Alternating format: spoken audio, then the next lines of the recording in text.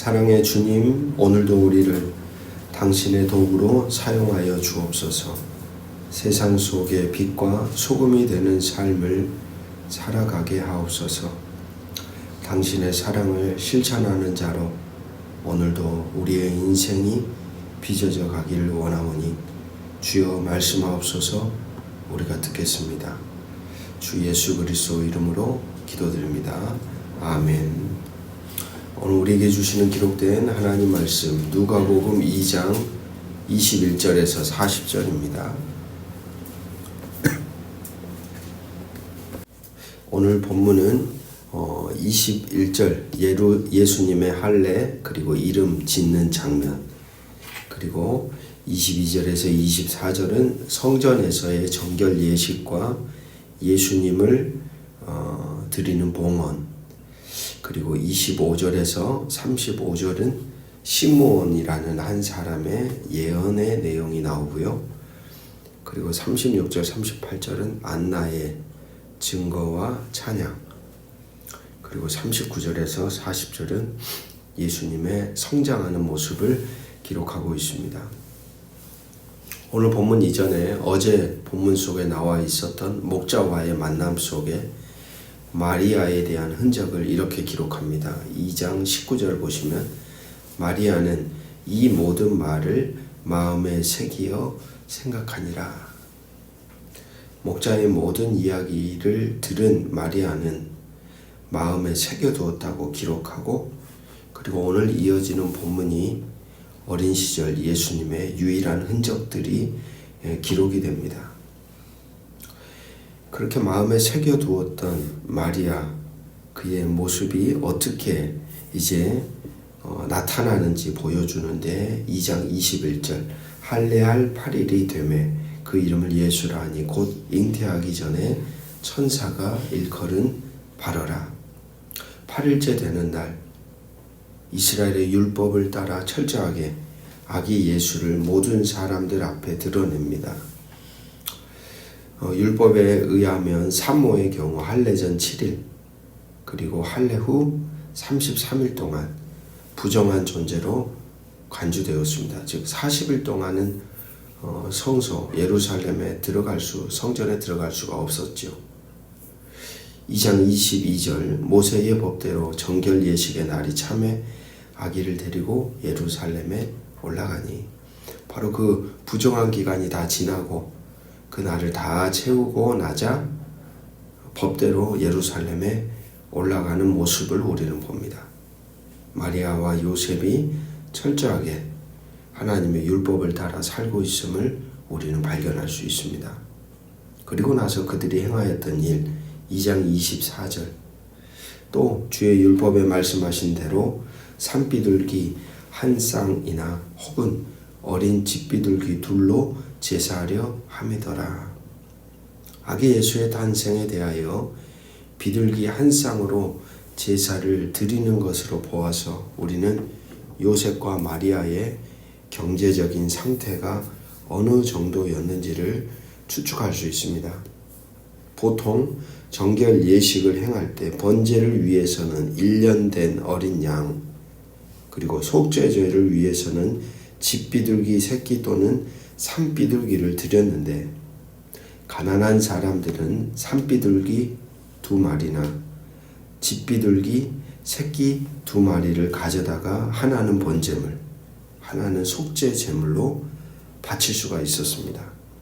그러니까 오늘 본문에 나오는 예수님을 위하여 드렸던 번제와 속죄를 내용 구성물들을 보자면 예수님이 사셨던 가정의 환경이 가난했구나라는 것을 우리는 추측해 볼 수가 있겠죠. 2장 27절 성령의 감동으로 성전에 들어가매 마침 부모가 율법의 관례대로 행하고자 하여 그 아기 예수를 데리고 오는지라. 역시 오늘 본문에 계속해서 강조되고 눈에 들어오는 말씀들이 있습니다. 22절에 모세의 법대로, 그리고 23절에 주의 율법에 쓰여진 바, 그 다음에 24절에 또 주의 율법에 말씀하신 대로, 그리고 27절 부모가 율법의 관례대로 행하고자 하여. 그러니까 누가복음을 쓰고 있는 이 사람은 계속해서 예수님의 부모였던 마리아 그리고 요셉이라는 이 두 부모가 하나님의 말씀을 따라 철저하게 살아가고 있었다 라는 것을 우리에게 들려주고 있습니다. 목자를 통하여 듣게 된 하나님의 말씀을 마음에 새겼던 마리아는 유대인들의 시간을 따라 자신들에게 허락된 아들을 하나님의 말씀, 즉 율법의 가르침을 따라 순종하는 모습으로 그려집니다. 즉 마리아라는 한 존재가 당시 신앙 공동체 안에서 하나님의 말씀을 듣는 이상적인 모범으로 보여진다는 것입니다.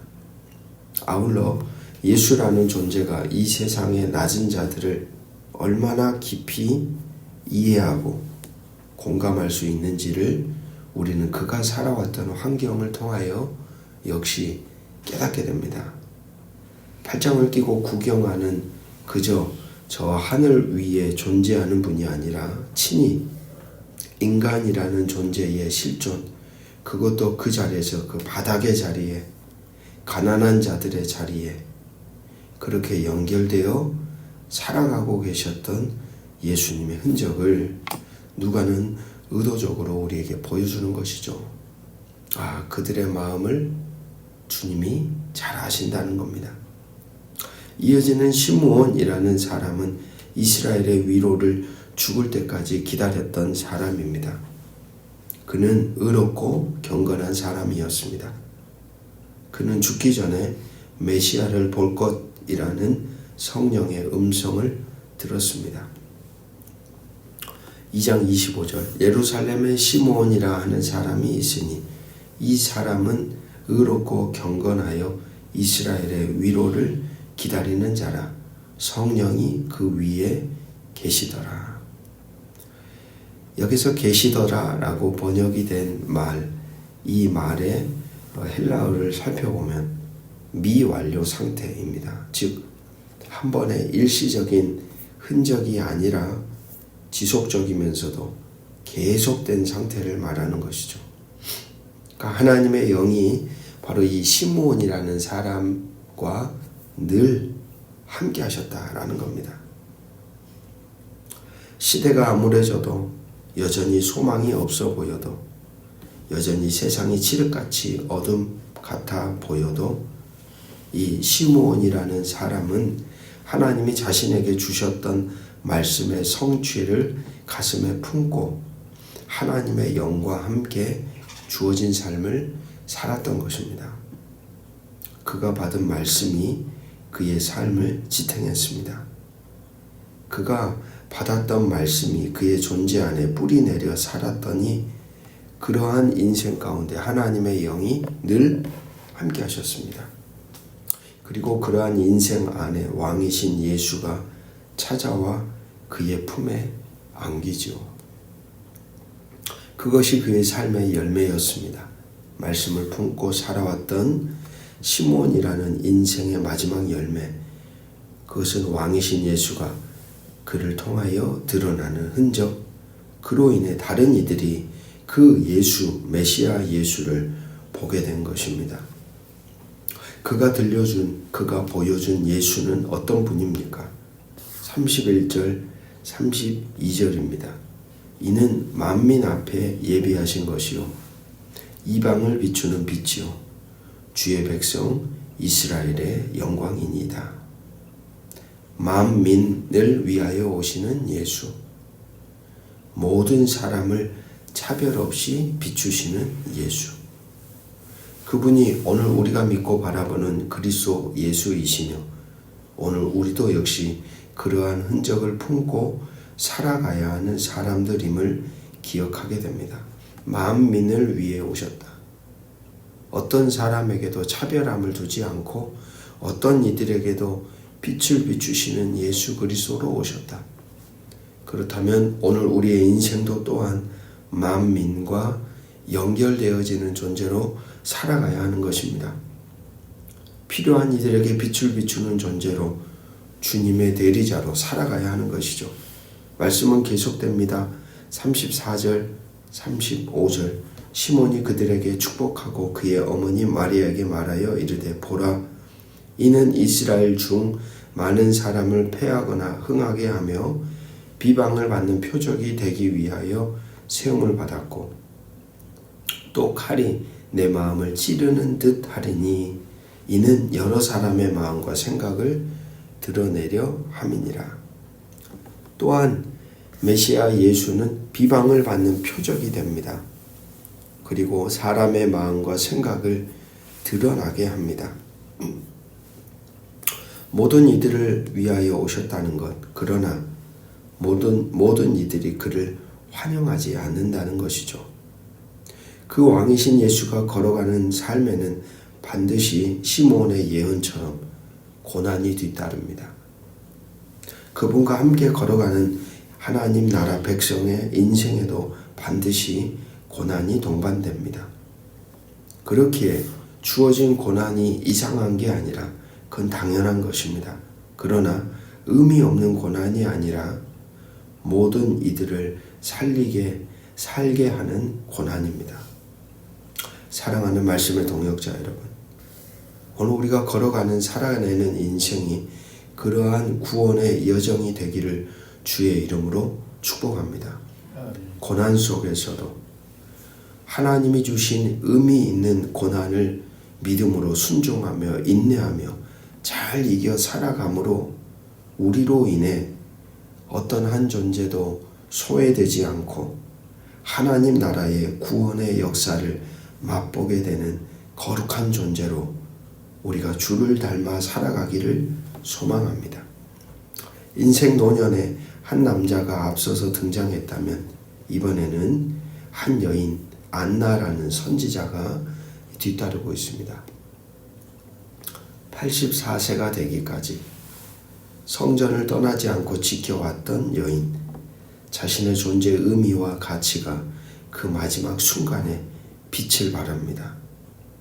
신실하게 살아왔던 자신의 신앙이 빛을 발하는 때가 그녀에게는 자신의 젊고 자신이 힘이 있고 자신이 능력이 있었던 때가 아니라 마지막 노년의 자리였습니다. 37절 38절 말씀, 과부가 되고 84세가 되었더라. 이 사람이 성전을 떠나지 아니하고 주야로 금식하며 기도함으로 섬겼더니 마침 이때에 나와서 하나님께 감사하고 예루살렘의 속량을 바라는 모든 사람에게 그에 대하여 말하니라. 그토록 84년 동안 기도하고 금식하고 하나님을 경외하며 살아왔던 그 신실했던 한 여인이 인생의 마지막 때에 예수를 알아봅니다. 그리고 그 예수에 대하여 그가 증언합니다. 구원을 갈망하는 소망을 구하는 이들에게 그리스도 예수를 소개하는 존재로 마지막에 서게 됩니다. 그런 생각이 듭니다. 언제 우리가 가진 신앙이 빛을 발할까요? 어느 때에 과연 우리가 간직한 이 경건의 흔적이 빛을 발할지 우리는 알 길이 없습니다. 마치 안나라는 여선지자처럼, 마치 시므온이라는 이 한 사람처럼. 그러나 우리는 시므온, 안나처럼 변함없이 하나님과 맺어진 관계 안에 신실하게 살아가야 할 것입니다. 어느 때인가 하나님은 당신의 아들을 우리의 인생의 순간순간에 접붙이셔서 당신의 존재를 드러낼 것이기 때문입니다. 그런 믿음으로 시므온, 안나가 살아왔던 그들의 삶의 존재 방식과 자세와 태도를 오늘도 우리 가운데 수용하며 저와 여러분에게 주어진 삶을 강건하게 잘 지켜가기를 주의 이름으로 축복합니다. 기도하겠습니다. 주님, 어둠을 뚫고 오신 빛이 이 땅의 가장 낮은 곳을 비추셨습니다. 왕의 자리가 아닌 구유에서 세상의 중심이 아닌 작은 마을에서 주님은 조용히 우리 가운데 오셨습니다. 그 빛을 기다리던 시므온처럼, 그 약속을 품고 살던 안나처럼 우리도 인생의 순간순간마다 주의 임재를 사모하며 살아가게 하옵소서. 보이지 않아도 신뢰하며, 들리지 않아도 기대하며 걸어가게 하옵소서. 우리의 인생에 찾아오신 주님, 낮고 가난한 자리에도 함께 계신 주님, 우리의 삶이 역시 동일한 당신의 빛을 비추는 통로가 되기를 원합니다. 말씀을 품고 믿음으로 걸으며 이 세상 속에 주님을 전하는 자가 되게 하여 주옵소서. 어둠을 밝히시는 예수 그리스도의 이름으로 간절히 기도합니다. 아멘.